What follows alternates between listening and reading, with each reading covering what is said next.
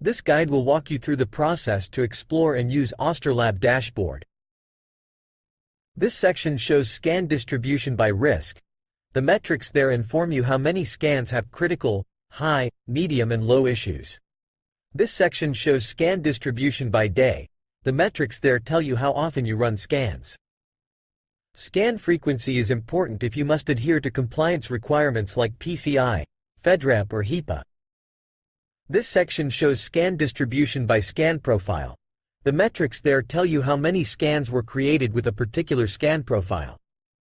Vulnerabilities are grouped by risk rating to allow you to see the changes in the number of vulnerabilities on a daily basis. They also allow you to see how many vulnerabilities, per risk rating, each asset has, which helps you know which assets need your utmost attention. So, it answers the question, are you improving or not? This section shows the most common vulnerabilities. These metrics show you the most common vulnerabilities from all your scans and how many times each vulnerability was detected. This guide covered Ostorlab dashboard and how to take advantage of it to have a clear idea about your security posture.